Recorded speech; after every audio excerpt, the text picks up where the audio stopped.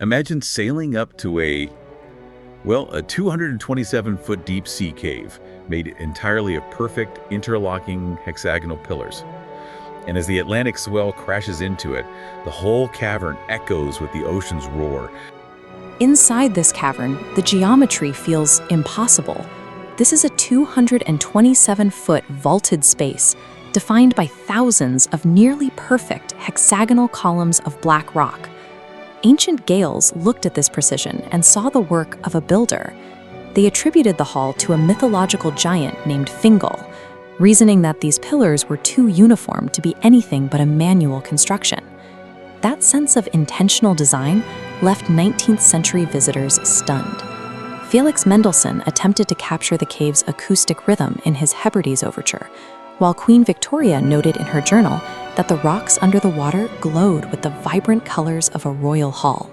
But the architect here was a specific set of physical laws that forced raw, molten rock into the shape of a cathedral.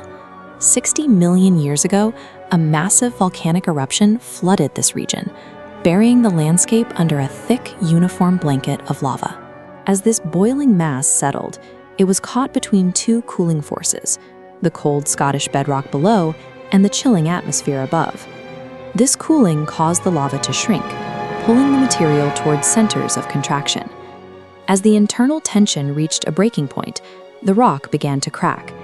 These cracks naturally formed three-way junctions at 120-degree angles, the most stable way to relieve stress with the least amount of energy. Like the cells of a honeycomb, this specific geometry allows the rock to release the maximum amount of tension using the shortest possible path of fractures. The pressure of this contraction was so immense that it squeezed white calcite salts out of the basalt. These minerals settled into the joints, acting as a natural mortar that stabilized the columns.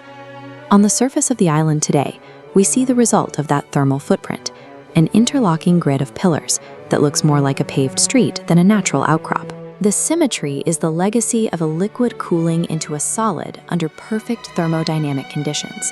Shaping the cave required a second force.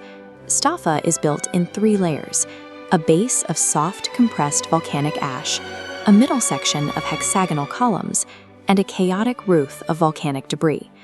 A tectonic disturbance deep underground eventually tilted this entire mass by exactly 4 degrees, lifting that soft bottom layer of ash above the waterline. The weight of the heavy basalt columns pressing down on this angled base created a massive fissure, a structural weak point running directly into the island. This opening met the kinetic energy of the Atlantic Ocean.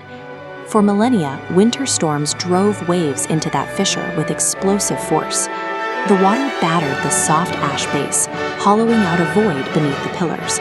Without a foundation, the columns began to drop. The water followed the existing geometric seams, snapping the rocks away along their natural hexagonal fractures and hollowing out the interior.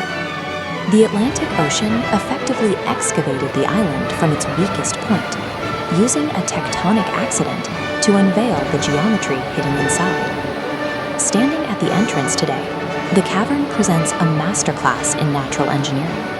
It exists only because of a precise sequence: the cooling of the lava, the 4-degree tilt of the island, and the millennia of wave action that hollowed it out.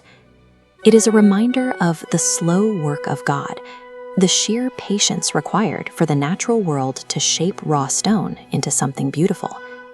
To enter Fingal's cave is to step inside a frozen 60-million-year-old volcanic event, finally revealed by the sea.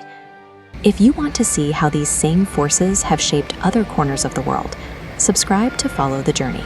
And as you walk through your own surroundings today, look for the invisible, slow-moving processes that are still quietly reshaping the ground beneath your